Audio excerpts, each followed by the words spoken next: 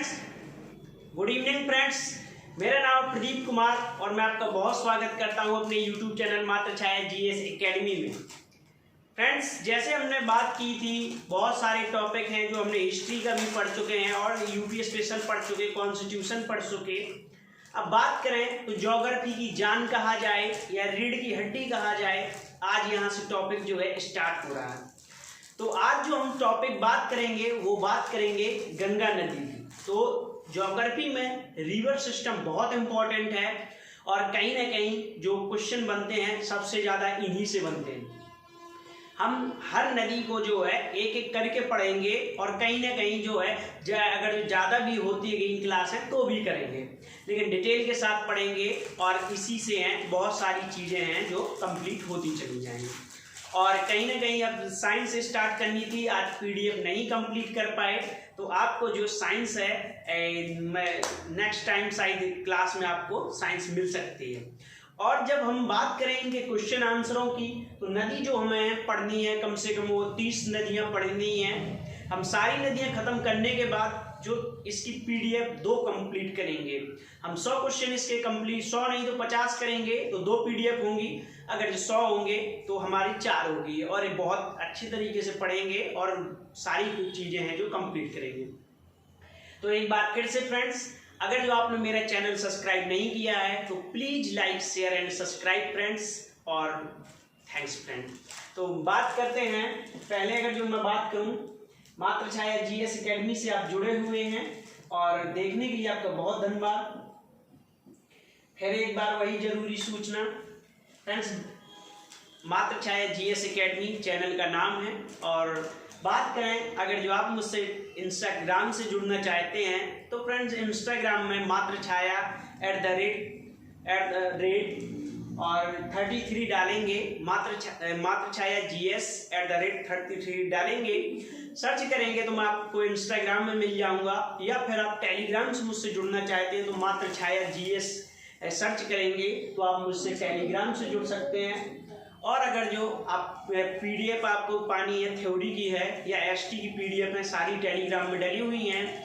और इसके बाद बात करें फ्रेंड्स, अगर जो आप मुझसे व्हाट्सएप से या कॉल से जुड़ना चाहते हैं, जहाँ तक आपकी मैं हेल्प कर सकता हूँ तैयारी को लेके, तो मैं आपकी ज़रूर कर सकता हूँ। 5 साल का एक्सपीरियंस है मुझे, और कहीं नहीं है तो 2 साल मुझे पढ़ाते, 1 साल मुझे पढ़ाते हो गया। ऑफलाइन भी पढ़ा रहा हूँ मैं और ऑनलाइन भी। तो फ्रेंड्स बात करते हैं, आप अगर जो व्हाट्सएप से जुड़ना चाहते हैं 8543944626 से आप मुझसे जुड़ सकते हैं। तो अब हम बात करते हैं अपनी टॉपिक पर। फ्रेंड्स थोड़ा बात करें, ये थोड़ी मिस्टेक हो गई उसके लिए सॉरी। हाँ फ्रेंड्स, हम बात करते हैं, पहला ये लिखा हुआ है कि किसी भी नदी के बारे में विशेष जानकारी। हम किसी भी रिवर सिस्टम की बात करेंगे तो उसके लिए जो विशेष 5-6 टॉप पॉइंट हैं जिनको हम बात करेंगे, डिस्कस करेंगे, वो बहुत इंपॉर्टेंट है।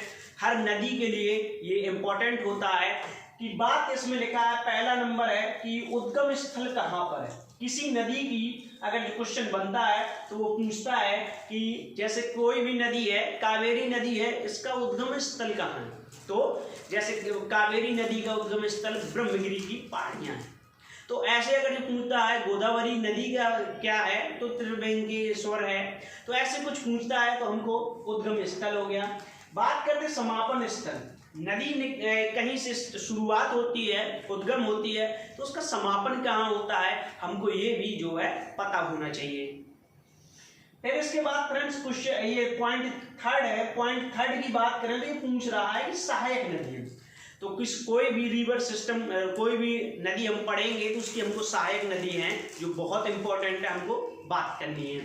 अब हम और बात करें, अब इसमें जो चौथा नंबर पॉइंट है इसका, तो वो पूछ रहा है कि बसे नगर, मतलब बैंक ऑफ रिवर कहें या ये बात करें कि नदी किनारे बसे शहरों की बात करेंगे, वो तो अलग से बात करेंगे एक स्पेशल क्लास में, लेकिन हम इसमें भी बताते जाएंगे। और तो उद्योग भी पूछ रहा है तो उद्योग बताते जाएंगे विशेष क्यों है।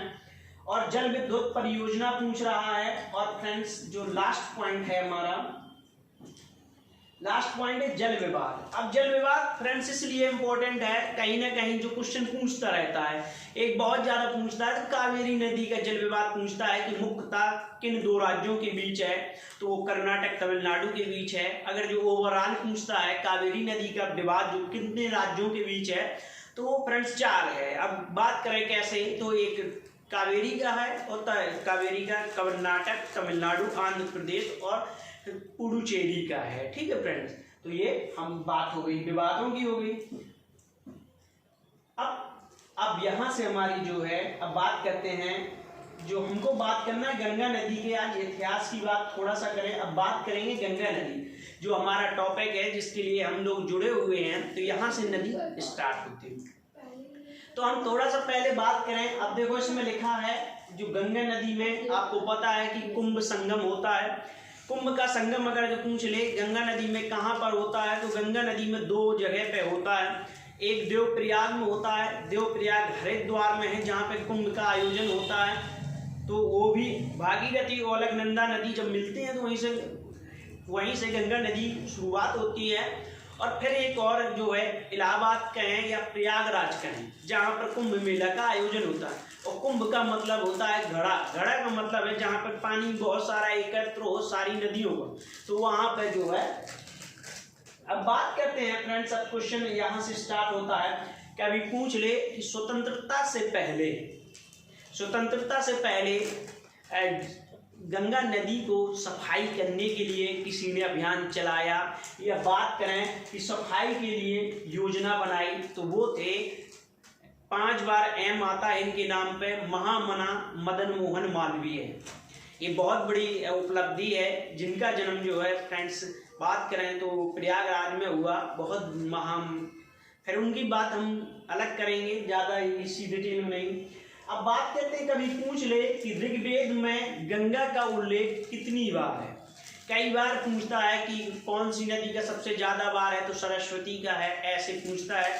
तो गंगा नदी का ऋग्वेद में जो उल्लेख है तो 1 बार है। ठीक है फ्रेंड्स, अब इसके बाद बात करते हैं कि एक बात हम बात करें कि जवाहरलाल नेहरू की जीवनी कहें या बायोग्राफी कहें, तो उसमें है कि उनकी डिस्कवरी ऑफ इंडिया में गंगा नदी का जो वर्णन है, तो किस नदी का वर्णन है, तो गंगा नदी का जो है इसमें वर्णन है। डिस्कवरी ऑफ इंडिया में जवाहरलाल नेहरू की जो है आत्मकथा है। अब इसके बाद फ्रेंड्स हम बात करते हैं, अब बात करें गंगा एक्शन प्लान। अब फ्रेंड्स एक्शन प्लान वो है जिनकी साफ सफाई के लिए योजना बनाई गई या परियोजना बनाई गई। तो पहली बार गंगा को साफ सफाई करने के लिए एक योजना बनाई गई, सेंटर के स्तर पर बनाई गई, वो बनाई 1985 में। 1985 का समय देखें किसका है, तो राजीव गांधी जी पीएम थे उस समय पर। तो राजीव गांधी जी के समय पर जो है पहली बार गंगा नदी के लिए एक्शन प्लान आया, ये लिखा हुआ है 1985 राजीव गांधी जी के कार्यकाल का समय है। और फिर एक बार और योजना बनती है, दूसरी गंगा प्लान योजना बनती है, वो 2000 में बनती है। और अटल बिहारी वाजपेयी जी उस समय पर जो है बीजेपी की गवर्नमेंट थी और वो जो है प्रधानमंत्री थे। गंगा एक्शन प्लान, क्योंकि हम इसमें गंगा की भी बात करें तो गंगा एक्शन प्लान जो है 93 में आया, 1993 में। तो पीवी नरसिम्हा राव जी के समय पर शायद मुझे याद है कि ये वो प्रधानमंत्री थे। एलपीजी मॉडल भी उसी समय पर आया। अब नमामि गंगे परियोजना जो है, आप बहुत अभी तो बीजेपी की गवर्नमेंट ही चल रही है और मोदी जी ने उस योजना की शुरुआत की थी, नमामि गंगे क्वेश्चन अगर पूछ ले कब परियोजना शुरू हुई, तो फ्रेंड्स वो जो योजना शुरू हुई 2015 को स्टार्ट हुई। ठीक है। अब इसके बाद हम बात करते हैं गंगा नदी को राष्ट्रीय नदी की दर्जा कब दिया गया। गंगा नदी को राष्ट्रीय नदी कहा जाता है। जैसे राष्ट्रीय फल पूछे तो आम है, राष्ट्रीय मिठाई पूछे तो जलेबी है, या राष्ट्रीय सब्जी पूछता है तो आलू है। ऐसे ही पूछ ले कि राष्ट्रीय नदी का दर्जा गंगा नदी को कब मिला, तो फ्रेंड्स वो जो मिला ये 4 नवंबर 2008 को जो है ये मिला, दर्जा मिला। अब इसके बाद बात करते हैं, ये बोर्ड है अब बॉड बात करें तो जो ये जो लिखा है बॉड का मतलब ये होता है कि बताता है कि पानी में जो है प्रदूषण की मात्रा कितनी है, या प्रदूषण ये है, पानी का जो है प्रदूषण है ये। ठीक है फ्रेंड्स, अब हम बात करते हैं कि अब इसके बॉड का फुल फॉर्म अगर जो पूछता है बायोलॉजिकल ऑक्सीजन डोमेटेड है। ठीक है, डोमेटेड। अब लंबाई पूछ ले कभी गंगा की, एक तो पूछेगा नहीं, अगर जो पूछता है तो लिखा है कि 2525 किलोमीटर है और 5 राज्यों में गंगा बहती है। अब 5 राज्यों की बात करें कौन कौन से हैं, तो उत्तराखंड तो उसका उद्गमन स्थल है, फिर उसके बाद यूपी में सबसे ज्यादा है, मुझे लगे 2025 किलोमीटर है जो यूपी में भ्रमण करती है, और 28 जिले हैं उत्तर प्रदेश के जो गंगा की उसमें आते हैं। गंगा की भारत की जीवन रेखा भी कहा जाता है गंगा को। और फ्रेंड्स बात करें और कितना 28 जिले हैं जो उत्तर प्रदेश के हैं, और उत्तर प्रदेश की जो बात करें सबसे ज्यादा जो फसल की है तो यही से होते हैं। काफी बात हमने डिटेल कर चुके हैं, अब बात यहां से हमारी प्रॉपर शुरू हो रही है जो गंगा की होगी। ठीक है फ्रेंड, अब बात करें हम उत्तराखंड में, आपने सुना होगा केदारनाथ सुना होगा, बद्रीनाथ सुना होगा, गंगोत्री सुना होगा और यमुनोत्री सुना होगा।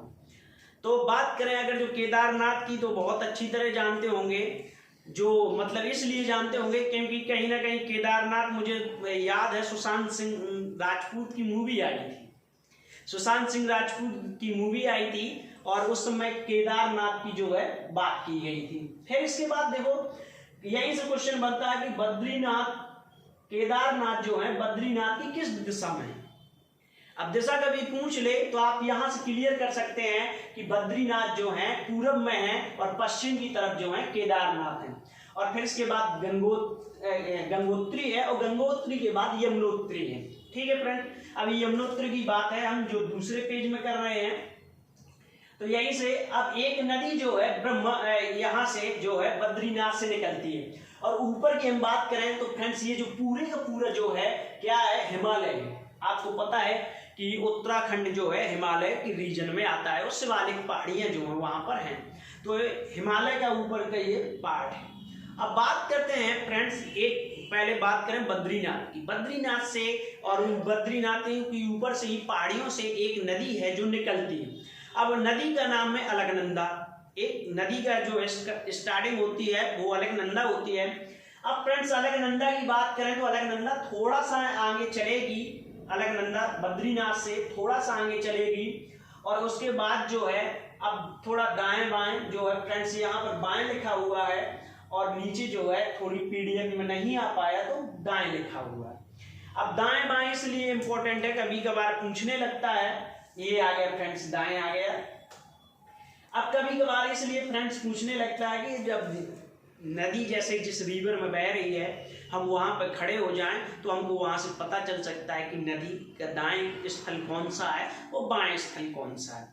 तो अब जैसे मैं सीधे खड़ा हुआ हूं तो अब यही मान लीजिए आप कि मैं गंगा नदी के डायरेक्शन में हूं जिस तरफ बह रही है, और बात करें तो देखो ऊपर ही से आ रही है, तो ये वाला जो मेरा दाएं होगा वो नदी का भी दाएं होगा, और मेरा जो ये बाएं होगा घड़ी के साइड का तो वो भी बाएं स्थल होगा। ठीक है, यहां से आपको जो है क्लियर हो गया। ठीक है फ्रेंड, अब हम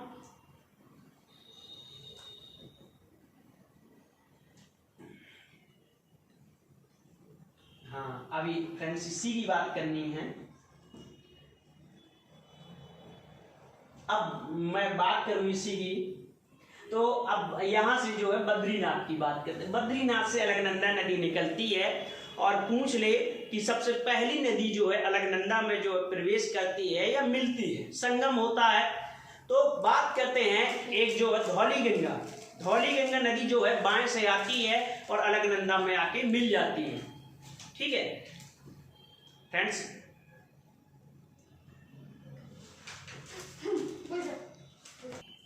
हाँ फ्रेंड्स थोड़ा सा नेटवर्क इशू हो रही थी, तो बात करते हैं। हाँ मैं बात कर रहा था, पूछ ले बद्रीनाथ से एक नदी निकलती है अलकनंदा। अलकनंदा की पहली बारी जो संगम होता है किस नदी का संगम होता है, तो वो जो होता है धौली गंगा का होता है। धौली गंगा जो है बाएं से आती है। अब यहीं से आप समझते जाइए, ऊपर आपको डायग्राम बना हुआ है, आप यहाँ से समझिए। बाएं से यहाँ से एक नदी आती है, ये धौली गंगा है, और ये अलकनंदा आ रही है। तो अलकनंदा और धौली गंगा का जो संगम होता है तो एक प्रयाग बनता है। 5 प्रयाग हैं जो कभी आपको एग्जाम में लगाने के लिए आ जाते हैं। 5 को जोड़ना पड़ता है, या फिर फ्रेंड्स उसको जो है पूछ लेता है कि कौन सी नदी से कौन सा प्रयाग बनता है, या किन 2 नदियों के संगम से कौन सा प्रयाग बनता है। तो आप ऊपर से ही चले आइए, एक लाइन से मैं बताता जा रहा हूँ, उत्तर से दक्षिण की तरफ और दक्षिण से आपको उत्तर की तरफ, मैं दोनों तरफ से साइन दिशा से बता दूंगा। तो उत्तर से अलकनंदा आ रही है दक्षिण की तरफ, और पहली नदी जो है बाएं स्थल से, बाएं से आप देखिए मिल रही है, जिसे कहते हैं धौली गंगा। धौली गंगा जब अलकनंदा से मिलती है तो उस संगम को जो क्या कहा जाता है, तो विष्णु प्रयाग कहा जाता है। थोड़ी सी नदी और आगे बढ़ेगी, देखो ये विष्णु प्रयाग है, थोड़ी सी नदी और आगे बढ़ेगी तो अलकनंदा में फिर बाएं से एक नदी मिलती है, जिसे जो बात करें कौन सी नदी मिलती है, तो वो है नंदाकिनी मिलती है। तो विष्णु प्रयाग के बाद एक नदी मिलती है जिसे नंदाकिनी कहते हैं, तो उस संगम को नंद प्रयाग कहते हैं। अब थोड़ी सी नदी और नीचे आएगी मैदान की तरफ, तो उससे जो बात करें पिंडर नदी है, फिर से बाएं से मिलती है, तो धौली गंगा, नंदाकिनी और पिंडर। तो पिंडर जो है कर्ण प्रयाग, कहीं ना कहीं आप नाम से देखेंगे यहाँ पे अड़ा है तो यहाँ भी है, तो कर्ण प्रयाग जो है ये संगम बनता है। अब बाएं की होगी। अब दाएं साइड से एक नदी जो आती है, अब बात करें केदारनाथ की, तो बद्रीनाथ के पश्चिम में है केदारनाथ, और केदारनाथ से एक नदी निकलती है, तो वो निकलती है मंदाकिनी। अब मंदाकिनी तो फ्रेंड्स कहीं ना कहीं हीरोन का नाम ले लें आप, तो वहां से, या फिर फ्रेंड्स मंदाकिनी नदी जब मिलेगी नीचे आके, अब दाएं से, अब अलकनंदा ये जा ही रही है, अब दाएं से एक नदी आके मिलती है, तो उस संगम को क्या कहा जाता है, तो उस संगम को कहा जाता है रुद्रप्रयाग। अब यहाँ पर रुद्रप्रयाग में जो है अलकनंदा और मंदाकिनी मिलती हैं। अब एक जो है गंगोत्री से, अब ये असली गंगा है जो यहाँ से आ रही है, अभी तो गंगा है नहीं है, भागीरथी। भागीरथी इसलिए कहते हैं उस नदी को क्योंकि राम के जो है पूर्वज इसे धरती में लेके आए हैं। तो अब अभी तक तो कोई पूजनीय नदी नहीं है, लेकिन जो भागीरथी के नाम से ये देव प्रयाग में जब मिलती है, वहां से गंगा स्थल होती है और पूजनीय हो जाती है, क्योंकि राम के पूर्वज जो है भागीरथी कहते हैं इसे नीचे लेके आए थे पृथ्वी पर। तो बात करते हैं गंगोत्री, और गंगोत्री जो ग्लेशियर है या हिमनद कहें, गंगोत्री ग्लेशियर है जहां से एक गोमुख एक जो है गोमुख से जो है एक नदी निकलती है जिसे कहते हैं भागीरथी। भागीरथी नदी थोड़ी चलती है तो उसके बाद में एक बाएं से उसकी फिर ये बाएं ही होगा, बाएं से एक मिलंगना ये नदी है जो आती है, किससे मिलती है, भागीरथी से। अब ये भागीरथी से फ्रेंड्स मिलती है तो कौन सा डैम बनता है, तो टेहरी डैम बनता है। भागीरथी से मिलंगना नदी जो मिलती है तो टेहरी डैम बनता है। और भारत का सबसे ऊंचा बांध अगर जो पूछ ले, या भारत की सबसे ऊंची परियोजना पूछ ले, या पूछ ले कि कौन सी जल विद्युत परियोजना सबसे ऊंची है, तो वो है टेहरी बांध की परियोजना। ठीक है, ये उत्तराखंड में है। अब इसके बाद जो नदी आएगी तो ये जाके भागीरथी जो नदी है, देखो भागीरथी नदी है अलकनंदा में मिल जाती है, और यहीं से बात करें तो देवप्रयाग में जो नदी मिल जाती है। अगर जो आप दक्षिण से लगाएंगे तो पहले देवप्रयाग आएगा, देवप्रयाग के बाद रुद्रप्रयाग, फिर रुद्रप्रयाग के बाद कर्णप्रयाग, कर्णप्रयाग के बाद नंदप्रयाग, और नंदप्रयाग के बाद विष्णुप्रयाग जो है आएंगे।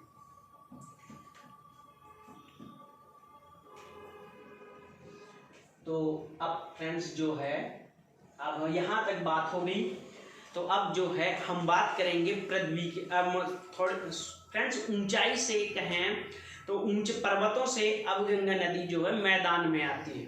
तो मैदान में बात करें हम, 5 प्रयागों के बाद मैदान में आएगी, तो ये देवप्रयाग लिखा है। देवप्रयाग की बात करें तो देवप्रयाग यहीं पे संगम जो है हरिद्वार में, देखो देवप्रयाग से नीचे आएगी तो सबसे पहले जो शहर पड़ेगा ऋषिकेश पड़ेगा।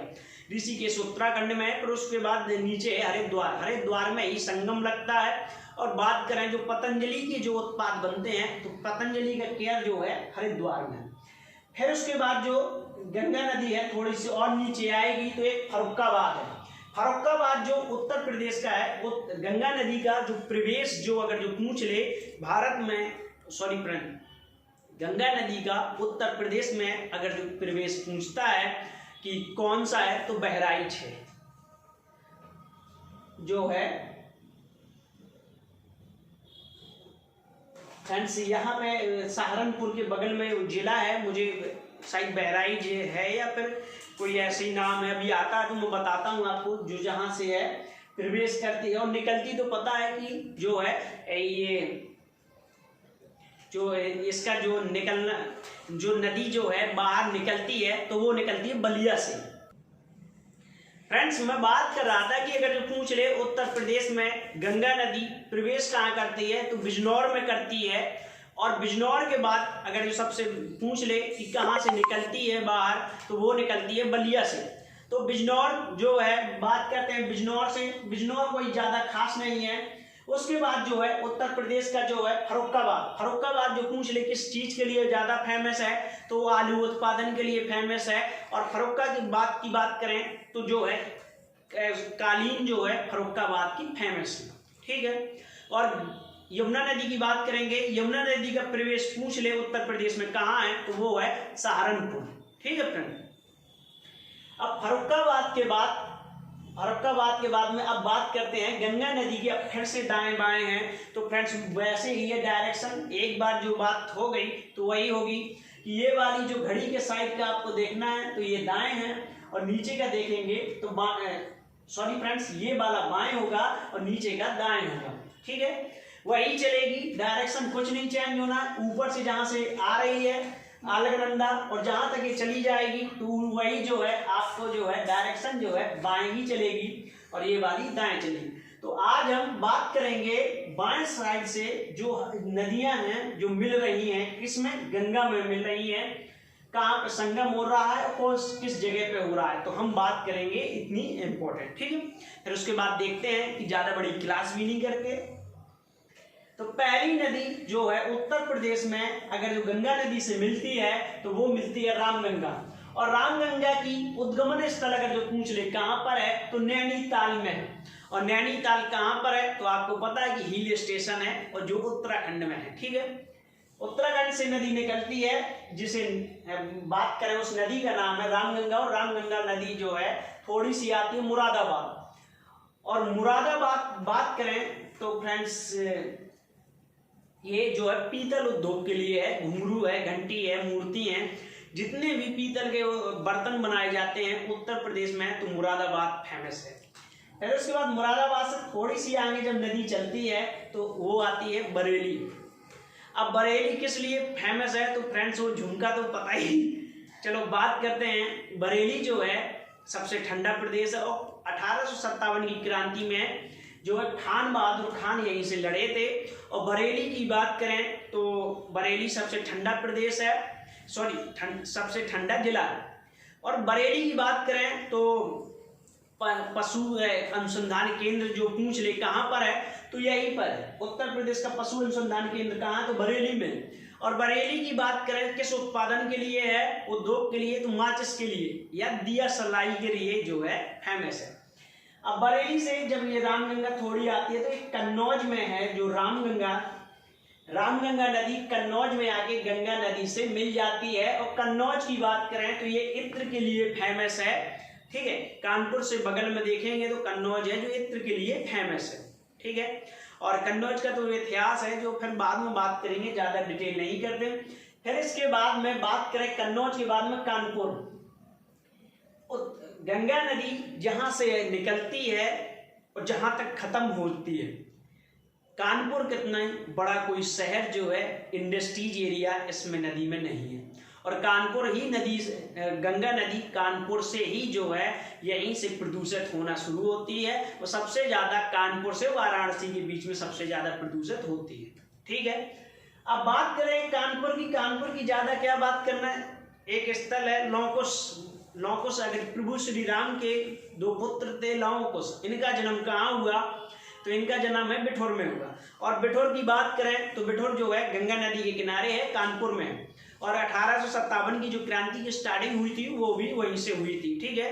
रानी लक्ष्मीबाई का जो पालन पोषण है जो बिठौर में ही हुआ। ज्यादा बात नहीं करते कानपुर की, नहीं तो इसी में ही जो है 1 घंटे चला जाएगा। और फिर बात करेंगे, जब उत्तर प्रदेश पढ़ेंगे तो जो सारे जिलों का विशेष पढ़ेंगे तो उसमें डिटेल से बात करेंगे। ग्रीन पार्क स्टेडियम में अगर जो पूछ ले कहाँ पर है तो कानपुर में। अगर जो पूछ ले जेके टेम्पल कहाँ पर है तो कानपुर में। भीतरगांव मंदिर कहाँ पर है तो कानपुर में।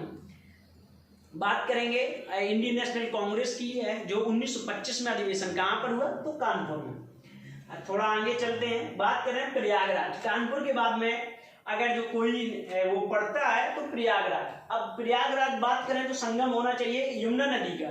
जब आप बाएं से पढ़ेंगे, अभी तो हम दाएं से पढ़ेंगे, नदियों का संगम गंगा नदी में दाएं से संगम पढ़ेंगे तो जब बात करेंगे, ठीक है।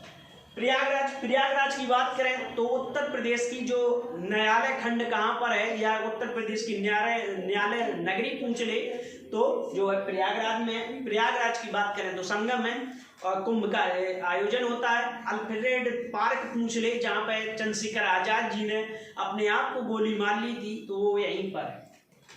और बात करें इलाहाबाद, नाम जो है अकबर ने जो प्रयागराज का नाम इलाहाबाद किया था और फिर जो बीजेपी गवर्नमेंट में योगी जी ने फिर से इलाहाबाद का नाम प्रयागराज कर दिया, ठीक है।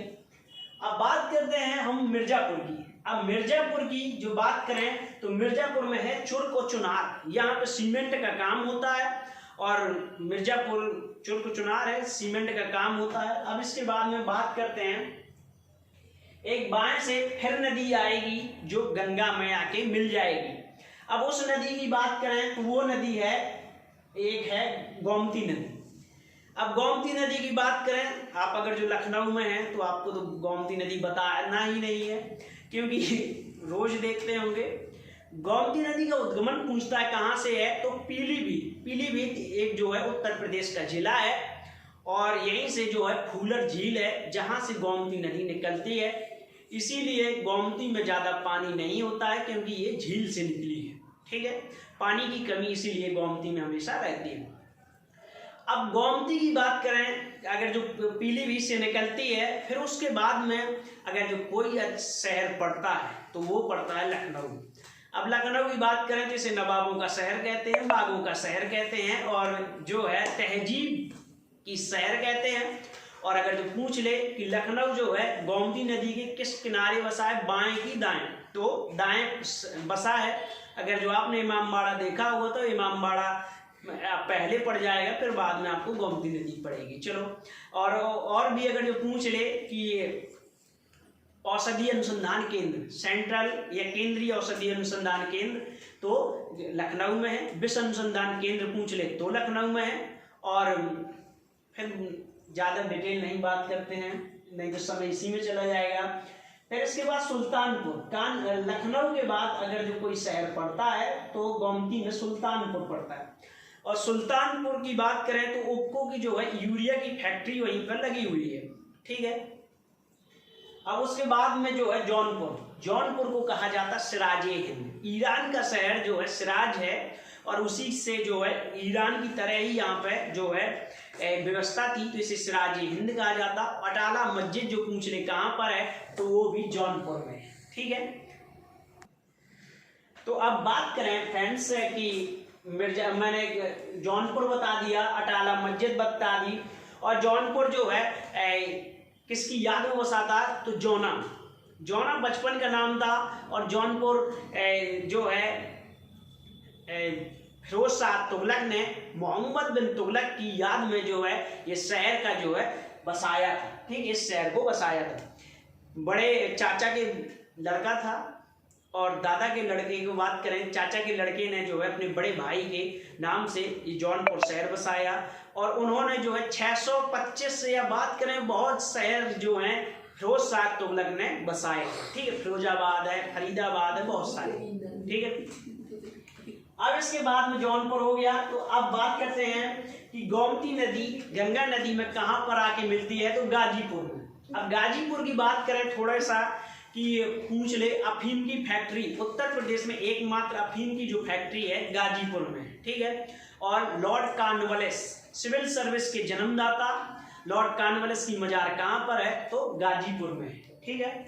अब गाजीपुर से अब बात करते हैं, फिर एक नदी है जो फिर से बाएं से ही मिलेगी, और नदी की जो है एक है शारदा नदी, और शारदा की नदी ही बात करें तो इसी के आगे नाम घग्गर हो जाता है।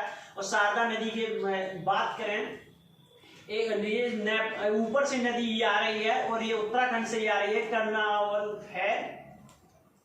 करनावला है और ये शारदा है और राप्ती, दोनों नदियां हैं जो हैं ये कहीं ना कहीं घग्गर आगे बन जाती है। और जो काली गंगा, इसी को ही शारदा कहें, काली गंगा कहें, कुमायूं हिमालय से ये निकलती है, ठीक है। तो बात कर रहा था जो मैं जो है शारदा नदी को ही जो बात करें सरयू कहा जाता है अयोध्या में। और आपको पता है कि लखनऊ अगर जो यहाँ पर है तो बाराबंकी, और बाराबंकी के बाद फैजाबाद आता है। और सरयू नदी के किनारे जो बसा है अयोध्या है, और अयोध्या का जो पुराना नाम पूछता है तो साकेत है, और साकेत विश्वविद्यालय अगर जो पूछ ले तो अयोध्या में है, ठीक है। और मिनी लखनऊ पूछता है कहाँ है, तो फैजाबाद, जिसका जिला का नाम चेंज करके अयोध्या कर दिया गया है। और बात करते हैं कि काली गंगा कहें, शारदा कहें, सरयू कहें, उसी का पूरा जो नाम है घग्गर अगर चेंज करके पूरा नाम जो है सरयू कर दिया है। और राप्ती नदी के किनारे अगर जो कौन सा शहर बसा है तो गोरखपुर, और गोरखपुर की बात करें तो गोरखनाथ मठ है जो वहीं पर है, और गोरख है। अब बात करते हैं एक जो पक्षी विहार बन गया है, जू बन गया है, चिड़ियाघर, जो पहले 2 ही थे अब तीसरा बन गया है, तो शहीद अशफाकुल्ला खान जो है पक्षी विहार सॉरी फ्रेंड्स चिड़ियाघर है, एक कानपुर में है, और कानपुर के बाद जो है नवाब ये वाजिद अली शाह जो है लखनऊ में है, और तीसरा जो है गोरखपुर में। तो गोरखपुर की बात हो गई। अब उसके बाद हम बात करें घग्गर जो है बक्सर में, ये नदी है जो बक्सर में जाके, बक्सर आपको पता है कि बिहार में, अब बिहार जो है, बिहार में बक्सर का आपको पता है कि इतिहास में जो है अंग्रेजों ने पूरे भारत में कब्जा कर लिया इसी युद्ध में। जो बक्सर का युद्ध है जो है 1764 में हुआ, जिसमें बात करें तो यहाँ पे कौन कौन हारा, तो वाजिद अली शाह नहीं, शुजाउद्दौला हार गए, और शाह आलम द्वितीय जो हैं इनसे अंग्रेजों से हार जाते हैं, और मीर कासिम जो है वहां से जो है ये भी हार जाता है। तीनों सेना, बंगाल का नवाब और मुगल शासक और अयोध्या का अवध का नवाब, तीनों जो सेनाएं हार जाती हैं। तो अब मीर कासिम जो है, अब इसके बाद हम बात करते हैं आगे जो पड़ता है पटना को आपको पता है कि बिहार की राजधानी है। अब ये फ्रेंड्स जो नदियां थी यहाँ पे बात करें कि रामगंगा के बाद जो है ये शारदा, जो ये बाकी जो नदियां थी ये कहीं ना कहीं जो निकल रही थी उत्तराखंड से। अब इसके बाद हम बात करेंगे नेपाल से जिन नदियों का उद्गमन हो रहा है, तो वहां से अब स्टार्ट होती है। तो जो पहली नदियां है ये गंडक देखो मैंने निशान बनाया है, जिसमें जो निशान बने हैं 1 2 3 4 नदियां हैं जो है कहीं ना कहीं नेपाल से आती हैं, नेपाल से उद्गमन है नदियों का। गंडक नदी है, गंडक नदी जो है इसी को जो है शालिग्राम नदी कहते हैं या नारायणी नदी कहते हैं। नारायणी नदी और शालिग्राम नदी इसलिए कहते हैं कि जो काले पत्थर हैं जो पूजा की हम पूजते हैं, जिन्हें विष्णु भगवान कहते हैं, वो जो है इसी नदी में पाए जाते हैं, शंखंख, ठीक है। ये नदी है जो आके कहाँ पे मिलती है, पटना में मिलती है। पटना बिहार की राजधानी है, और पटना की बात करें पाटलिपुत्र जो है उदयन ने बसाया था, ये पहले नाम उसका था। अब उसके बाद हम बात करते हैं ये फ्रेंड्स जो है मुंगेर। आपने सुनना होगा मुर्शिदाबाद से मुंगेर अगर जो कोई बंगाल का नवाब अपनी राजधानी जो है परिवर्तित करता है तो मुर्शिद कुली खां है, ठीक है, जिन्होंने अपनी जो है ये बिहार मुर्शिदाबाद से मुंगेर यहाँ पर राजधानी परिवर्तित की। अब इसके बाद में जो है बूढ़ी गंगा है, पहले गंडक है और बूढ़ी गंगा है, बूढ़ी गंडक है। फ्रेंड्स बात करें उत्तर प्रदेश की अगर जो कोई नदी जो है पूरब में अगर जो बनाती है तो ये गंडक है। अब इसके बाद में बात करते हैं आगे, एक है कोसी नदी। कोसी नदी की बात करें इसे बिहार का शोक कहा जाता है, और इसके बाएं से एक नदी आके मिलती है कोसी नदी में, जिसे जो है ये आसी नदी कहा जाता है। ठीक है, अरुणा कहा जाता है, सॉरी फ्रेंड, कोसी में अरुणा मिलती है और ये गोसाईनाथ की चोटी है जहां से जो है इसका उद्गमन होता है कोसी नदी का, बिहार का शोक कहते हैं। और भागलपुर में जाके जो है किससे, गंगा से जाके मिल जाती है। अब लास्ट जो नदी है गंगा नदी में जो बाएं से मिलती है वो है महानंदा नदी जो है बिहार। उसके बाद में आगे बात करें कहाँ पर मिलती है, तो साहिबगंज जो बात करें ये कहाँ पर है, तो आपको नाम से पता चल रहा होगा कि ये जो है झारखंड का है। झारखंड का एक जिला है जहां पर जो है महानंदा नदी गंगा नदी से मिल जाती है। तो फ्रेंड्स आज इस क्लास में इतना ही, और बात करेंगे पार्ट 2 में, जिसमें दाएं से जो नदियां होंगी गंगा नदी में आके मिलेंगी। ठीक है फ्रेंड्स, तो आज हम आपकी यहाँ से आपको क्लास में कैसा लगा, आप please like share and subscribe friends, comment करें और मुझे आप बताएं कि क्लास कैसी रही। फिर इसके बाद में जो हम बात पार्ट 2 में करेंगे, नहीं तो एक ही क्लास में करेंगे तो बहुत लंबी क्लास हो जाएगी। तो हम फ्रेंड्स जो है नेक्स्ट क्लास में आएंगे, तो एक बार फिर से please like share and subscribe.